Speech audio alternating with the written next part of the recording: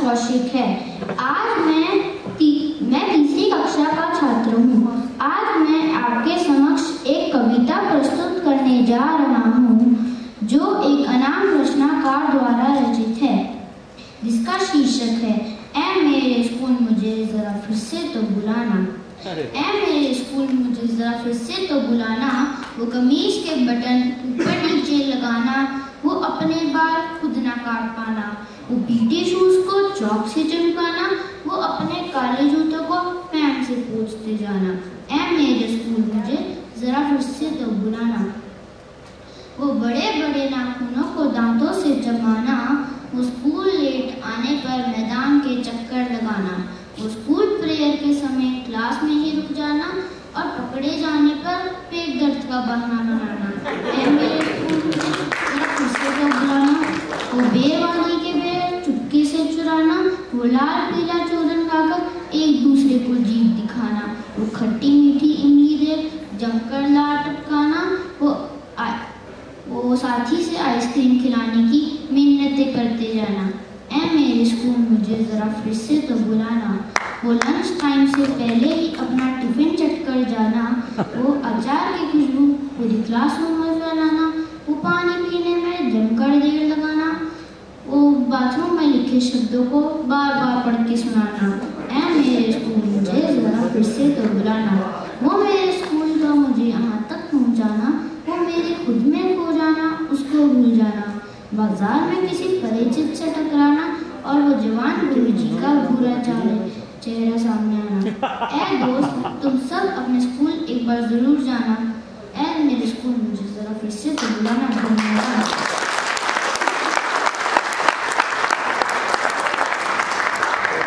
अब मैं आपके समक्ष एक हास्य कविता प्रस्तुत करने जा रहा हूँ जो हरियाणा के सुप्रसिद्ध हास्य कवि श्री अरुण जैमिनी जी द्वारा रचित है।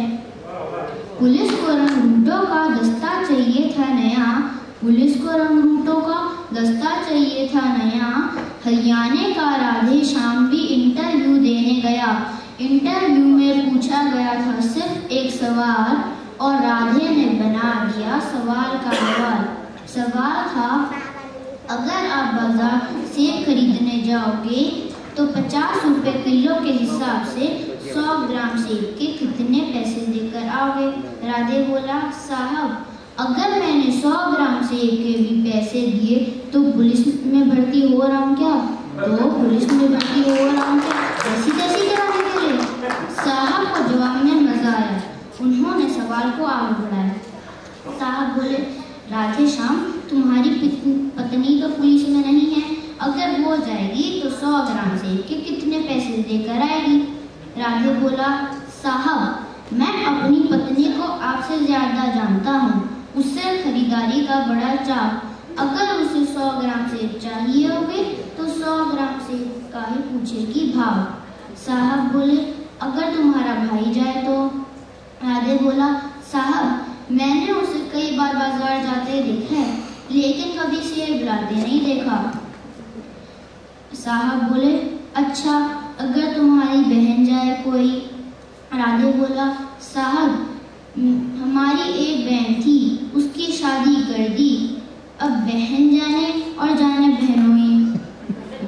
साहब बोले, राधे श्याम तुम्हारे पिताजी भी तो बाजार जाते हैं?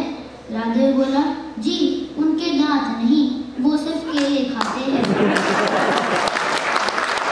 राधे बोला, आप मुझे एक बात बताओ श्रीमान, तनख्वाह तो दोगे एक आदमी की, तनख्वाह तो दोगे एक आदमी की और सेब खरीदने पे लगा दिया पूरा खानदान।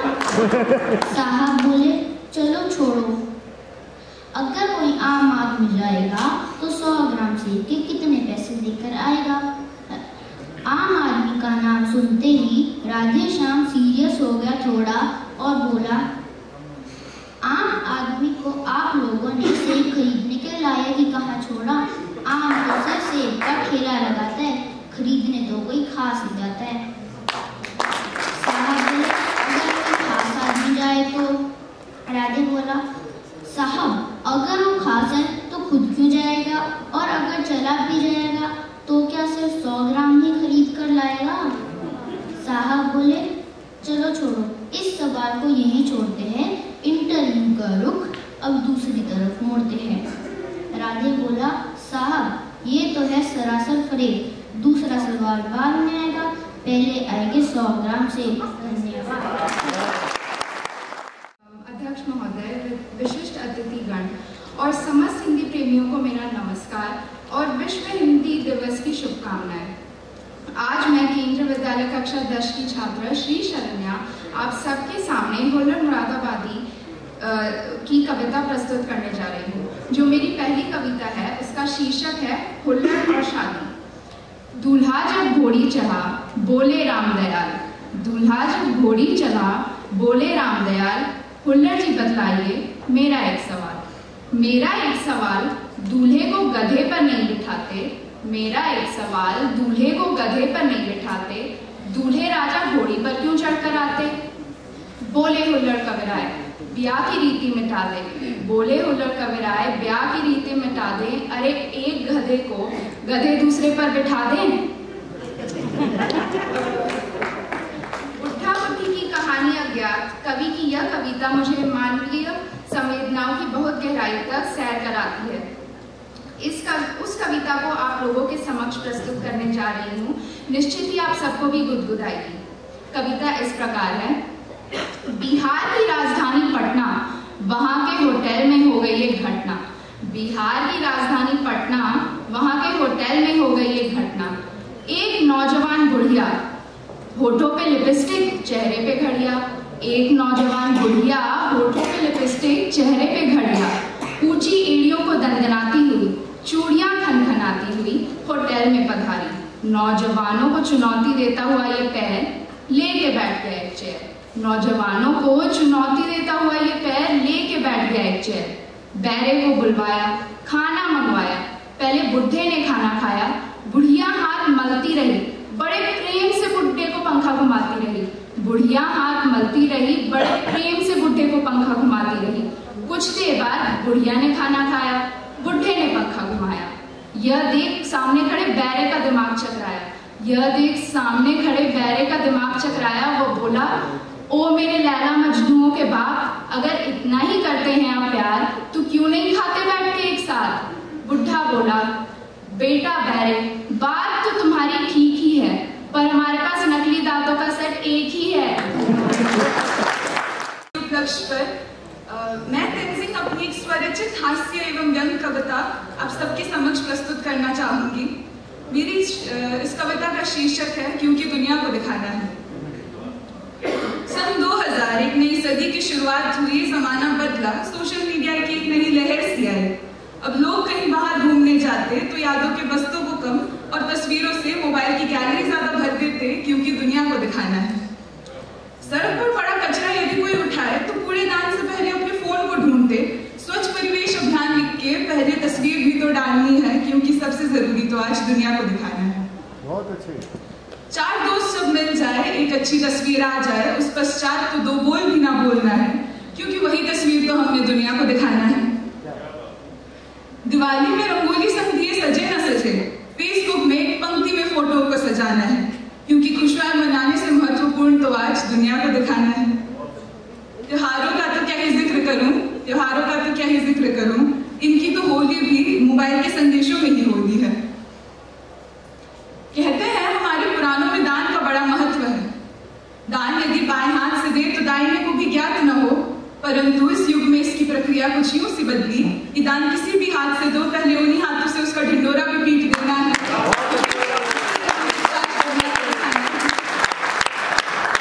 देखा देखी की इस रीत में अपनापन कहीं गुम सा गया है। लोग देखने दिखाने के इतने शौकीन, लोग देखने दिखाने के इतने शौकीन कि सही मायने में जीवन फोन में कैद सा हो गया है। कुछ ऐसा करें कि इस माया जाल से हम मुक्त हो, रिश्ते नातों का फिर से वही पुराना निश्चल सा स्वरूप हो। धन्यवाद। आज हम सब कविताएं सुनकर सुनाकर विश्व हिंदी दिवस मना रहे हैं। कविता साहित्य का ही एक अभिन्न अंश है। मैं अपनी दूसरी कविता के माध्यम से इसी साहित्य के महत्व को उजागर करने का प्रयास करना चाहूंगी। आशा करती हूँ कि मेरी दूसरी कविता भी आपको पसंद आएगी। इसका शीर्षक है साहित्य और हम। आज चर्चा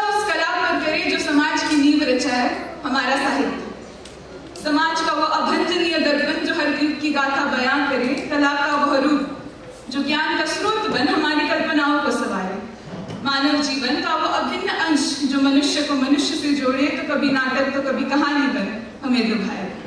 साहित्य हमारा मार्गदर्शक जो वर्तमान में भूतकाल से हमें परिचित कर हमारे भविष्य को संवारे। यदि कविताएं न होती तो क्या होता? यदि कविताएं न होती तो बुंदेले हड़बोलों की मुँह लक्ष्मीबाई की वीर गाथा न सुन पाते। यदि कथाएं न होती तो क्या होता? यदि कथाएं न होती तो बच्चे प्रेमचंद से अपरिचित रह जाते और शायद हम भी गांधी ने किए गए सत्य के साथ प्रयोगों से वंचित रह जाते। बात पति की है गांठ बांध ले, बात पति की है यह गांठ बांध ले, साहित्य मिटा तो हम भी मिट जाएंगे। साहित्य मिटा तो रचनाएं कहाँ से रच पाएंगे? यह केवल कला नहीं बल्कि सभ्य समाज की एक नींव है। मानव जीवन यदि विचारों का सागर है तो उन विचारों को व्यक्त करना ही साहित्य है और इस कला को जीवित तथा सुरक्षित रखना हमारा परम कर्तव्य। धन्यवाद। मॉडर्न इंडियन स्कूल काठमांडू के बच्चे हमारे साथ हैं। रेशा अग्रवाल 7वीं कक्षा से। नमस्कार, मैं रेशा अग्रवाल आज आपके सामने जो कविता प्रस्तुत करने जा रही हूँ वह इसी विद्यालय के कक्षा 11 के छात्र राघव अग्रवाल मेरे बड़े भैया द्वारा रचित है।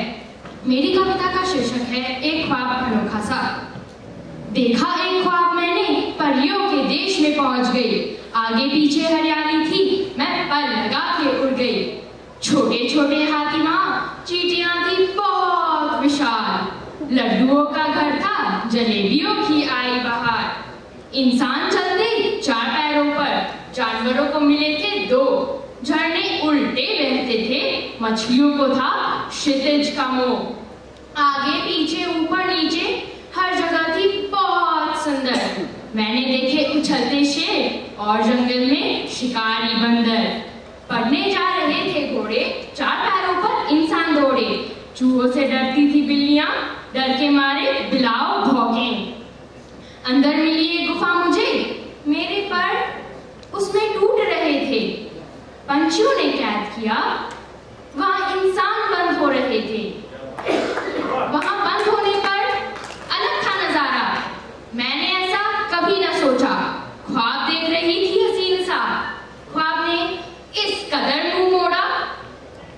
देखा मैंने चांद था बादलों में ढका, जुगनुओं को चांद बन बैठते देखा। देखा शोर मचाते झरने कहीं, समंदर को अकेले में घुटते देखा। हकीकत अलग और ख्वाब अलग होते हैं, इस बात पर ठप्पा लगते देखा। एक डरावना मंजर बना पिंजड़े में, खुद में खुद को टूटते देखा। खैर वे जाहिर नहीं थे जिन्होंने हमें कैद किया, एक सीख दे के जिंदगी की उन पंछियों ने हमें छोड़ दिया। गुफा के बाहर कुछ न बदला, अभी भी थे हाथी छोटे और चींटियों का कद था बड़ा।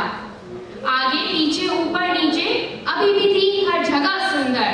पूंछ के बल लटकते शेर और हिरण को मार गिराए बंदर। बस फर्क इतना था कि बदल गया था नजरिया, देखने के ढंग में बदलाव आ गया। जिनको देखती थी खुश होकर, उनको देख अब रोना आ गया। समझ गई क्या करते हैं हम इस ख्वाब के बाहर, जो कैद करें इन जानवरों को। हम जाहिर है इस ख्वाब के बाहर, इन्हें जीने दे देना चाहिए, अपने बलबूते पर छोड़ देना चाहिए। हमें इजाजत नहीं किसी की आजादी छीनने की, इन्हें इनकी आजादी दे देनी चाहिए। फिर आ गई माँ मेरी, मेरा ख्वाब टूट गया। सुबह उठकर मैंने देखा मेरा सपना पूरा हो गया। धन्यवाद। मेरी कविता का शीर्षक है परीक्षा। ऐतिहासिक परीक्षा थी उस दिन, चिंता से हृदय धड़कता। ऐतिहासिक परीक्षा थी उस दिन, चिंता से हृदय धड़कता। थे बुरे शकुन घर से चलते ही बायां हाथ फड़कता। मैंने सवाल जो याद किए, वो केवल आधे याद हुए। उनमें से भी कुछ स्कूल तलक आते आते बर्बाद हुए। तुम 20 मिनट लेट हो। द्वार पर चपरासी ने बतियाया, मैं मेल ट्रेन तरह दौड़ते कमरे के भीतर आया। पर्चा हाथों में पकड़ लिया, आंखें मूंदी टुक झूम गया। पढ़ते ही छाया अंधकार, छक्कर आया सिर घूम गया। ये 100 नंबर का और मुझे 2 की भी आस नहीं। चाहे सारी दुनिया पलटे, मैं होने वाला पास नहीं। ए प्रश्न पत्र बनाने वाले, क्या मुंह लेकर उत्तर दे हम? तू लिख दे जो तेरी मर्जी। ये बच्चा है या एटम बम? तूने पूछे वही सवाल जो मैंने रटे नहीं। तूने पूछे वही सवाल जो मैंने रटे नहीं। जिन हाथों ने ये पर्चा बनाया, ये हाथ तुम्हारे कटे नहीं, ये हाथ तुम्हारे कटे नहीं। धन्यवाद। नमस्कार, मैं मॉडर्न इंडियन स्कूल से कक्षा 10 की छात्रा श्रुति अग्रवाल आप सबके समक्ष एक छोटी सी कविता प्रस्तुत करने जा रही हूँ, जिसका शीर्षक है परिणाम। गर्मी की छुट्टियां होने वाली थी खत्म, पप्पू कर रहा था गोल गोल जलेबियां हजम। पढ़ाई का नहीं है कोई नाम निशान, किंतु आ रहे हैं महत्वपूर्ण फाइनल एग्जाम। सुबह से शाम पप्पू छप रहा भगवान का नाम, खा रहा बार बार बादाम और लगा रहा झंडू बाम। पूरे साल तो उसने करी नहीं कोई तैयारी, अब पढ़ने बैठना उसके लिए था बड़ा कष्टकारी। घर वाले समझ गए कि आ गया है एग्जाम, अतः पप्पू का सिर है जाम। पिछली बार जाम हो गए थे याद करने वाले उत्तर, याद हो जाते यदि क्लासमेट होते रिया से सुंदर सुशील तो थे प्रश्न पत्र में सवाल, किंतु पास में बैठी रिया, चेहरा जिसका कमाल। रिया पे ही लगता दिल हमारे पप्पू का, उसे देखते ही पप्पू का दिल बहुत तेजी से धड़कता। कमाल था उसका नूर, धमाल थी उसकी बातें। अरे कमाल था उसका नूर, धमाल थी उसकी बातें। पप्पू जी के देखते देखते 3 घंटे यूं ही कट जाते। 3 घंटों के मनोहारी पढ़ने दिया 3 नंबर का जलवा। 3 घंटों के मनोहारी पढ़ने दिया 3 नंबर का जलवा। एग्जाम बड़ा मीठा था, किंतु रिजल्ट आया कड़वा। फिर से सुबह से शाम पप्पू जप रहा भगवान का नाम, खा रहा माल और लगा रहा झंडू बाम। घर वाले समझ गए कि आ गया एग्जाम का परिणाम, अब पप्पू की जिंदगी होने वाली थी हराम। धन्यवाद। भरा नहीं जो भावों से बहती जिसमें रसधार नहीं, भरा नहीं जो भावों से बहती जिसमें रसधार नहीं, हृदय नहीं वह पत्थर है जिसमें स्वदेश का प्यार नहीं। आदरणीय महानुभावगण, मैं काठमांडू कॉलेज ऑफ मैनेजमेंट की छात्रा इशिका शर्मा एक लघु कविता वाचन करने का प्रयास कर रही हूँ। यह कविता उन देशवासियों को जागृत करती है जो विदेशों में जाकर अपनी मेहनत बेचते हैं। मेरा देश कविता की कवियत्री है मॉडर्न इंडियन स्कूल की हिंदी शिक्षिका उषा शर्मा जी। ए पंछी तू लौट चल, ए पंछी तू लौट चल, तेरा नीड है पीछे छूट गया, पर बगिया से नाता जोड़ा, देश प्रेम है टूट गया। नातों का देश है देश तेरा, नातों का देश है देश तेरा, मिलता सबको प्यार यहाँ। अपने भी जहाँ पर आए हो, अपने भी जहाँ पर आए हो, तो करता क्या उम्मीद वहाँ। कहीं गांव की सौंधी मिट्टी तो कहीं रेत की चादर लिपटी, कहीं गांव की सौंधी मिट्टी तो कहीं रेत की चादर लिपटी, बर्फीली वादियाँ तो कहीं लोहे गर्म हो चलती है। सुभाष बोस का देश कहीं, सुभाष बोस का तेज कहीं, कहीं राणा प्रताप की बोली है, लक्ष्मी के फौलादी बाजू दुश्मन की नैया डोली है।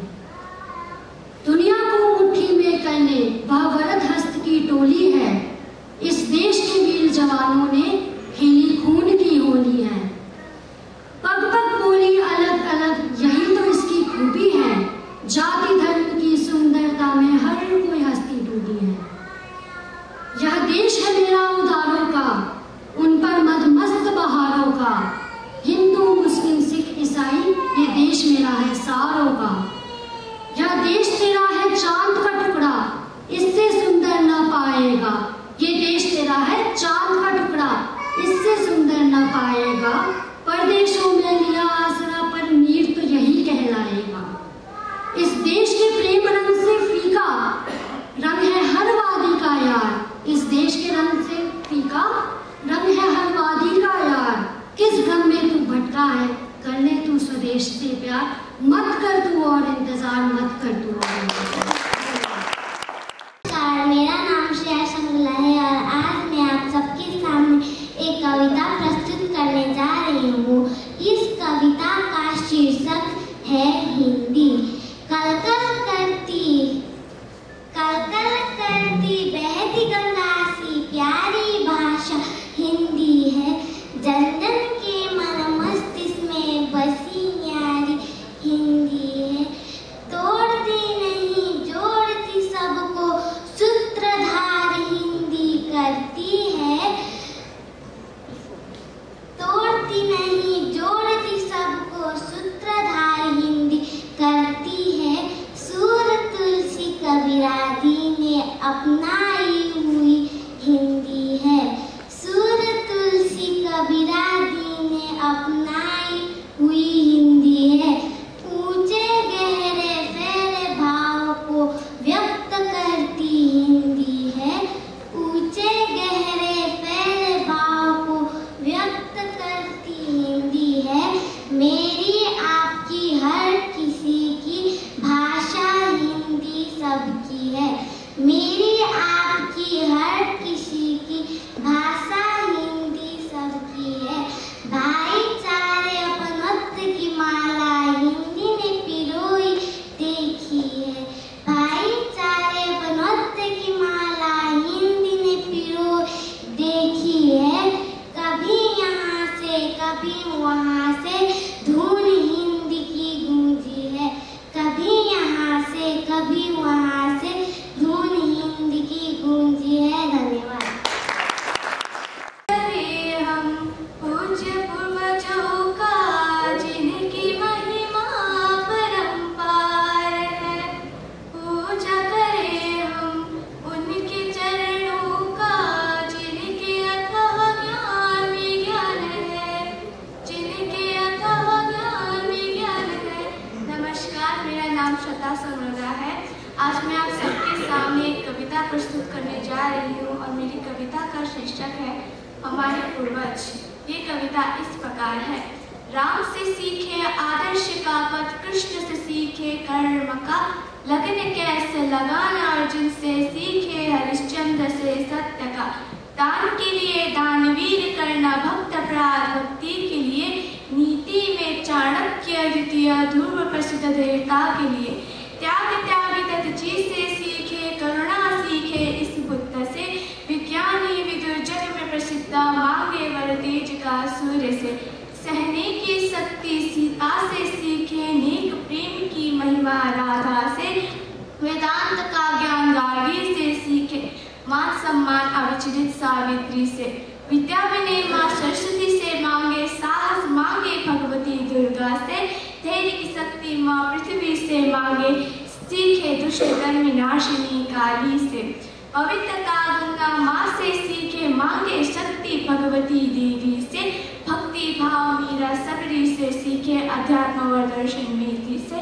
अध्यात्म व दर्शन मेथी से। धन्यवाद। नमस्कार, मेरा नाम संस्कृति लामा है। मैं 10वीं कक्षा से 8वीं कक्षा में पढ़ रही हूँ। मैं आप सभी के सामने एक कविता प्रस्तुत करने जा रही हूँ। मेरी कविता का शीर्षक है प्राची का सूरज। मेरी कविता कुछ इस प्रकार से शुरू होती है। प्राची का सूरज नभ में देखो, धीरे धीरे चलता जाता है। एक एक पल का महत्व क्या है, यही संदेश सबको दे जाता है। यही संदेश सबको दे जाता है।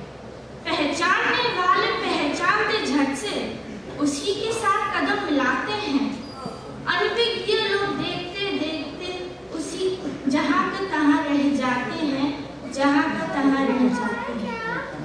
समृद्धि हुई उन्हीं जनों का, समृद्धि हुई उन्हीं जनों का जिन्होंने समय को पहचाना है।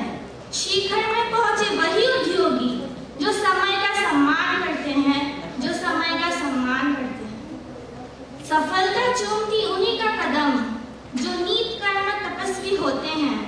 देखे तो महापुरुषों का जीवन विपत्ति से बेझड़ कर्मलीन होता है। देखे तो महापुरुषों का जीवन विपत्ति से बेझड़ कर्मलीन होता है। धन्यवाद। का हार्दिक अभिवादन। मैं प्रियंका पोखरे, कक्षा 12 विज्ञान संकाय में अध्ययनरत हूँ। मैं जावला की स्थित DAV विद्यालय में पढ़ती हूँ। बचपन से ही हिंदी भाषा के प्रति, इसमें रचित साहित्य और कविताओं के प्रति मेरी अत्यंत रुचि रही है। आज इस मंच से मुझे हिंदी कविता वाचन का जो अवसर प्रदान किया गया है, उसके लिए मैं आयोजकों की आजीवन आभारी रहूंगी। आज मैं 2 कविताएं प्रस्तुत करने जा रही हूँ। मेरी पहली कविता का शीर्षक है अब गोविंद ना आएंगे, जिसके रचनाकार हैं पुष्यमित्र उपाध्याय। यह कविता मेरे लिए अत्यंत प्रिय है, क्योंकि यह नारी सशक्तिकरण पर रचा गया है। कविता कुछ इस प्रकार है।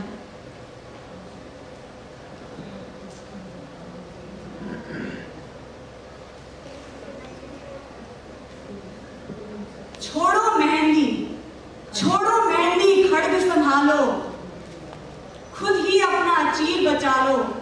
द्युत बिछाए बैठे शकुनी, मस्तक सब बिक जाएंगे। सुनो द्रौपदी शस्त्र उठा लो, अब गोविंद ना आएंगे। सुनो द्रौपदी शस्त्र उठा लो, अब गोविंद ना आएंगे। कब तक आस लगाओगी तुम, कब तक आस लगाओगी तुम बिके हुए अखबारों से। कैसी रक्षा मांग रही हो, कैसी रक्षा मांग रही हो दुशासन दरबारों से। स्वयं जो लज्जाहीन पड़े हैं, स्वयं जो लज्जाहीन पड़े हैं, वे क्या लाज बचाएंगे। सुनो द्रौपदी शस्त्र उठा लो, अब गोविंद ना आएंगे। कल तक केवल अंधा राजा, कल तक केवल अंधा राजा, आज गूंगा बहरा भी है। कल तक केवल अंधा राजा, आज गूंगा बहरा भी है। होठ सीधिए हैं जनता के, होठ सीधिए हैं जनता के, कानों पर पहरा भी है। तुम ही कहो ये अश्रु तुम्हारे, तुम ही कहो ये अश्रु तुम्हारे, किसको क्या समझाएंगे। सुनो द्रौपदी शस्त्र उठा लो, अब गोविंद ना आएंगे। सुनो द्रौपदी शस्त्र उठा लो, अब गोविंद ना आएंगे, अब गोविंद ना आएंगे। दरअसल मैं एक हिंदी हूँ और मुझे डोरेमोन व अन्य कार्टून सीरियल वगैरह से ही हिंदी सीखने का अवसर प्राप्त हुआ है, तो नादान बच्चे समझ के भूल चूक माफ कर दीजिएगा। प्रणाम। और आज की मेरी कविता में एक दर्द बयां है, तो थोड़ा सा गौर कीजिएगा। मेरी कविता का शीर्षक है क्या मैं भी एक कुत्ता पाल लूं। मम्मी पापा, क्या हम भी एक कुत्ता पाल लें। यह बहस आज की नहीं, यह बहस आज की नहीं, 4 साल से चली आ रही है। एक रोज तो मानो बस पापा ने हाँ ही कह दिया। चिल्लाती हुई मम्मी कूद पड़ी बीच में, और क्या होना था, हो गया गुड़गोबर। नहीं मम्मी, 2 शैतान बच्चों को तो पाल लिया, थोड़ी सी ममता दिखाओ, ला दो एक प्यारा सा कुत्ता मेरे लिए। मम्मी बोली हमसे ना हो पाएगा बेटा, हमसे ना हो पाएगा बेटा, बचपन में तुम्हारे बॉडी साफ करो और अब कुत्तों के। और ब्राह्मणों के घर देखे हैं कभी कुत्ते। मैं बोली मतलब ये तो कोई बात ना हुई, ये तो कोई बात ना हुई, कुछ तार्किक जवाब दो तब मालूम मैं तो जुबान लड़ाती है का उम्मीद कर रही थी, पर पापा बोले पहले खुद पैंट पहनना सीख ले बेटा। अब ये तो कोई बात ना हुई, मैं सिर में पहनती हूँ क्या पैंट, मुझे देख के लगता है ऐसा। कहते हैं बच्ची हूँ, फिर बोलते हैं प्लेट्स धो, कपड़े धोना सीखो, मदद करो किचन में भी। अरे बाल मजदूरी करवाओगे क्या। ये कह के तो देखो, ये कह के तो देखो, उनके पास पहले से ही इसका करारा जवाब है। अरे तेरी उम्र में तो हम, अरे तेरी उम्र में तो हम पहाड़ों से ऊपर जंगल के पार होके बस स्कूल पहुंचते थे। बाकी बातें तो पूछो ही मत। पर मैं उतने काबिल भी नहीं कि एक छोटा सा कुत्ता पाल लूं। इंटरनेट पे सर्च कर करके सब कुछ देख लिया, नाम भी सोच लिया, पर क्या फायदा। अब जरा गौर फरमाइएगा, बोलते हैं तेरे पिज्जे से महंगा उसका पेडिग्री आएगा, तेरे पिज्जे से महंगा उसका पेडिग्री आएगा। मैं बोली नहीं, मेरा ब्राउन मेरे काल्पनिक कुत्ते का नाम है, नहीं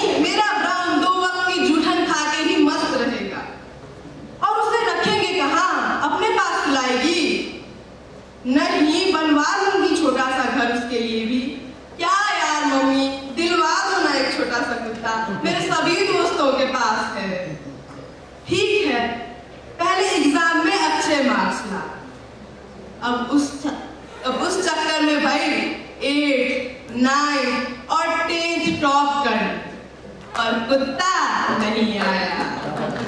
शायद अब उसी गली के कुत्ते रोजी को खिला खिलाकर मोटा करने में मैं बूढ़ी हो जाऊं। फिर भी वे लोग बोलेंगे कि तू बच्ची है,